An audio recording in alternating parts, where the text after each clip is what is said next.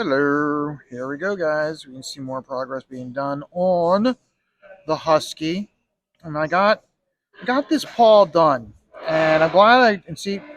This is why I'm glad I went light with these dots because I can already see that from this leg that I need to create some definition with this. So I'm gonna put more dot. Eventually, I'm gonna put more dots in here to help pop this paw. And this is where I'm glad where I didn't take the stippling all the way to the edge. This white right here, this white space, forms a line without a line being drawn.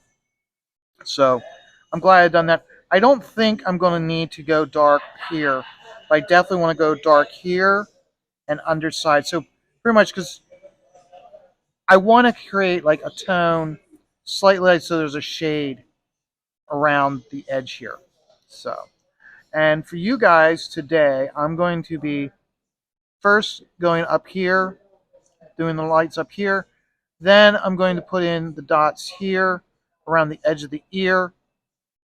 And then most likely I'll be doing I'll be working over here where this is. So well, then after if I get that done, then I'll just start doing these black areas. I know like this black area, I intentionally haven't worked on this part for you guys. So that way when I get done with all those, if I still need, I'll work over here because when I get this done, I'll really have an idea of how if the where I need to put an extra tone of dots here in this white area. So let's get to it.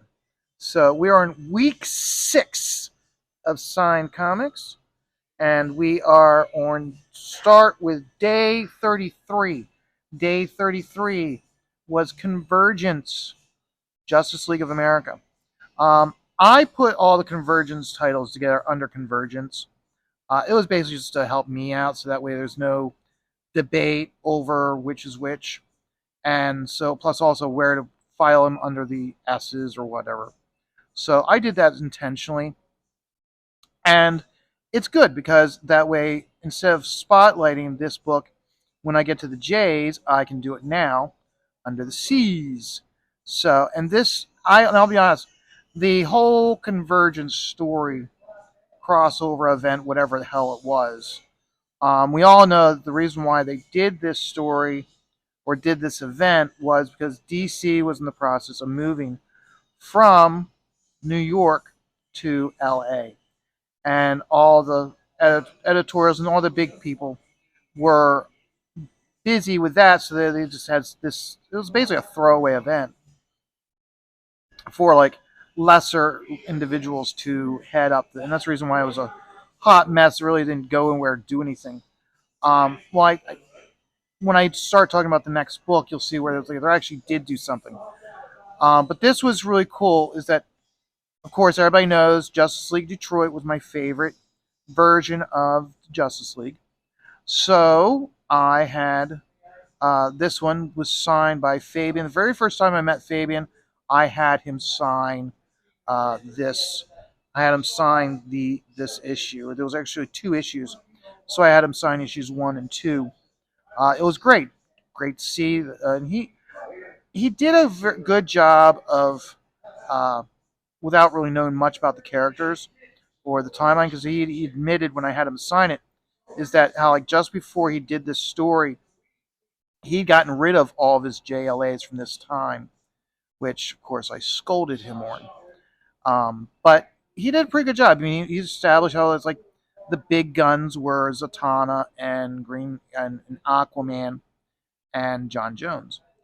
And but then when they have I guess the dome opening up and they introduce to a whole new reality, what characters we have them going up against? We have them going up against the Tangent Universe. Tangent Universe was one of my favorite pocket universes for that they did, and I really enjoyed the fact that they gave me my favorite JLA versus one of my favorite alterations of DC Universe being the Tangent Universe. So I told him, I was like, when I said, "Wow," you said you being able to get this, do those two groups of characters, That must have been like winning the Megabucks lottery, I told him. To which he laughed. So it was good. He laughed, I laughed, and again, it was one of the very first. So if I don't ever have Fabian sign another book again, it doesn't matter because he signed this 2-issue series first, which was my favorite. So yeah, I know. I said I was going to go into a different area to work, but I gotta. It's like it calls to me to start putting blacks in. So but let's go over here. So and we're going to do this upside down. So and the reason why I'm going upside down is because I'm going to go dark to light. So you know,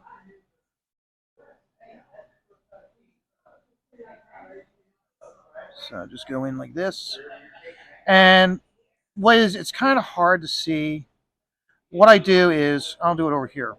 I go dark and then I lighten it up and I put more space. So that's the reason why I'm going light to dark, even though you don't really see it because it's a short period.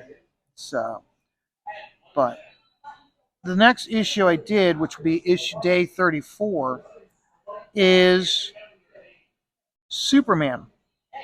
Here they had it, and the way they did it was everybody sitting in these domes. They had them where like they're in this dome for like a year by themselves, and Superman didn't have any powers. And this was Superman pre-Christ, pre 52, New 52. Okay, and Superman and Lois are there, and here he's been without his powers, and they've just been living like a regular couple, and she is now pregnant. Now I didn't get the second part to this story. If I remember correctly, he gets his powers back, and who he has to fight against is the Flashpoint characters. So I didn't watch this. I didn't pick up the second issue, but that's unimportant. What's important about this issue was they did this whole useless, stupid event, but if anything, they did it just so they could bring in the original Superman. Because remember, nobody liked the New 52 Superman. And at this time, I think if I remember correctly, New 52, they'd had John Romita Jr. doing the pencils and doing the artwork. And I know it wasn't going over well. So I thought it was good because they brought back the Superman everybody liked. And not only that, this is the issue that spurred on and brought us his son being born, and then the Superman Lois miniseries, which ends with his son showing that he does have the powers of his father, and which led, of course, to us having the Super Sons, which was a huge hit. Until, of course, they gave Superboy over to Bendis, and he fucked it all up. So thanks a lot, Bendis. Fucked it all up. So, but no, I really did enjoy this issue. Like I said, and first and foremost, you got Lee Week's artwork, and Lee was doing great. He was able to focus primarily on this story, on his storytelling. It really wasn't as much of uh, the dynamic action, but the challenge for Lee was doing the layouts and the storytelling, which I think Lee will even tell you how that's where he puts a lot of his focus in. So, but yeah, so I just the reason why I like that issue is because Lee's artwork on top of uh, the bringing in, bringing the real Superman back, if you will. So, and then of course follow that up. We're now done with DC. We're now going to Marvel, and we have Cable issue 1, signed by Fabian Nicieza. I love this issue. The artwork is so good. Art Adams did the artwork, and the artwork is just so good. I mean, you can't. It's got that image feel, but it seems that that was really where you really take a look. Art Adams had an image feel to his work, before he was Image, or before there was such a thing as Image. Because if you look at his stuff when he was inking on Superman, okay, he was putting that extra zing and life and energy into his inks that he carried on over to Extreme Studios and Image. But this issue, and as Art says, how he was kind of in a he had agreed to work for Image, but they didn't really have any work for him, so he did this book. And this book, he had a lot of ghost pencils and ghost artists. He said that, uh, like Danny Meeke. Apparently, Danny Meeke was working for Hack Shack Studios, and he uh, did work on this book, even though he doesn't get credit for it. So that's another thing that was cool about when you listen to some of these creators, is they tell you the backstory, inside knowledge of how the books came about. You learn these things. So, but I want to get over here. So, but yeah, I wanted to get this one signed by Fabian. Didn't think I'd ever get Art to sign it. I don't think he's going to be coming anywhere to East Coast anytime soon. So, and that was, of course, followed by Cable 25 uh, and inks by Bud Della Rosa. I like this. Ian Churchill did the pencils, and so it had that really like detail through texture, and he did a great job of doing that. And so, again, this is where uh, Marvel didn't want to, but they had a lot like they were like stealing a lot of the image artists, or let's put it this way, they were getting a lot of artists to mimic the image style. And this one, with a lot of textures, it was done very well. And there was multiple inkers on this book, and Bud Del Rosa was one of them. And so, having the opportunity, and this also was those event books. The cover would be folded out. It was like it was a book that opened up, so it was a double, and then each end opened up. So it was like four. So it was, the image was like 4 pages wide, which was really neat. And this one was a great job. Where some of the like the I know like X-Men 50, I think it was. It didn't look that great. X Force 50, I think it was. That one, again, it didn't look that great. This is one of those covers where they really utilize all of the square footage or real estate of having 4 pages of artwork. So, and so I this is one I've only met Bud once, but that was definitely one of the books that I was like, gotta have Bud sign.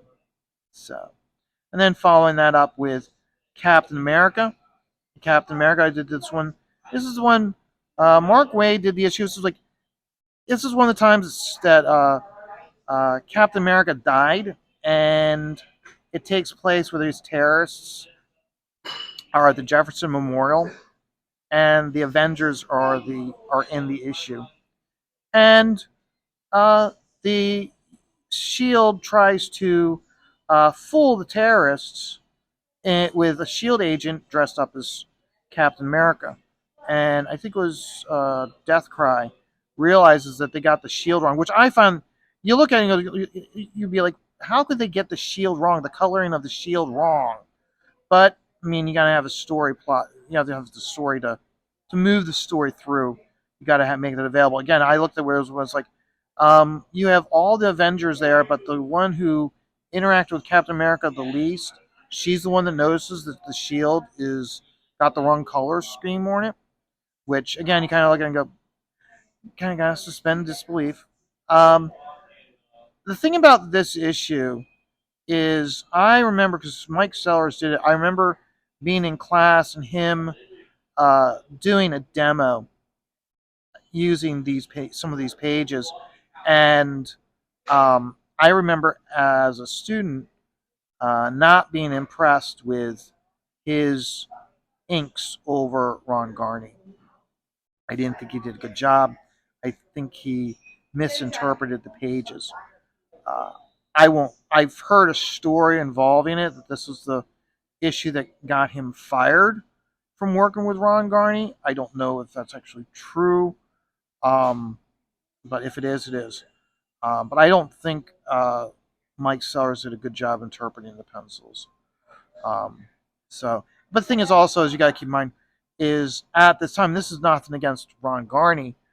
This was also during the time when a lot of artists were being required to mimic the image artist, specifically Jim Lee, and how like Ron Garney was having to do it with his pencils. Andy Kubert was having to do it with his pencils. They were all having to do their own, as I put it, a poor man's Jim Lee. So you can't really fault him for that. I still think he did a good job. And what I really liked about it was how he was using, again, he was using textures to really show the depth within the face. Kind of like how I use dots to show the depths of the face.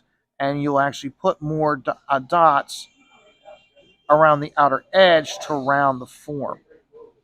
So, and he was doing that with texturing. So I thought he did a very good job of it. So, and then of course, from here we go to Captain America issue 14, signed by Mark Waid. Um, reason why I got this one signed is because the storytelling was so neat. The way it went was it was uh, the Red Skull. It was a story about the Red Skull, and how they did it was each page was a splash page done in monotone, and then uh, the uh, okay, I'm not. It was monotone, but then the Red Skull character, he was painted in red, so he stood out on every single page, and I really did like that, and that's the reason why I had this one picked. And then, of course, lastly, the last one is Captain America 21. And this one, another one, is one of those you're looking at like, why did he have this one signed? When you open up the very beginning of the book, okay, when you open up the very beginning of it, it's a baseball game in the park. And Andy Kubert, who was the artist, he did an extremely good job of drawing each of the ball players to look like different artists and writers working for Marvel and DC at the time. Um, if anybody knows Marvel, there was a time where when all the artists and writers had lived in like the five boroughs in New York, they would actually had a like weekend pickup league in Central Park. I know Herbert Tremp, he was he did that. He was a part of that. And how what I really liked about this was all of Andy Kubert. You could tell he really mastered the getting a likeness of people, real life people, and blending it in with his style. So you could tell that this was a real person, but yet he did it so it looks like they fit into this universe.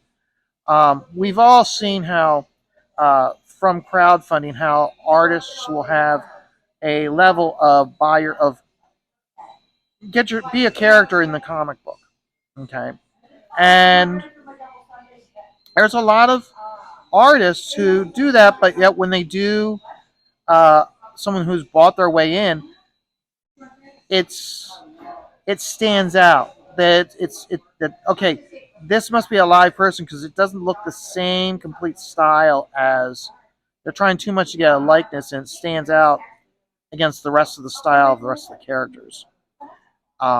Andy Kubert does a very good job of getting just the essence of the character with, even though they're really small.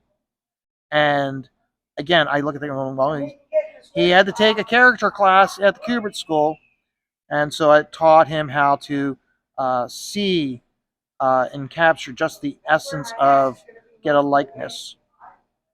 So, but no, that's the reason why I picked that was because I really liked it. And how I know it's Marvel versus DC, and they show just images of the guy sitting there on the bench, and at one point, uh, someone says, I guess George Perez. Can't remember if he's the catcher or the umpire, and they ask like, "What are you doing here? Like, aren't you working for DC now?" And he goes, "It's a crossover." And Mark Waid did that, and I thought that was neat. How he just added some dialogue into poking fun at how uh, like various artists work for different companies. Just a short little thing.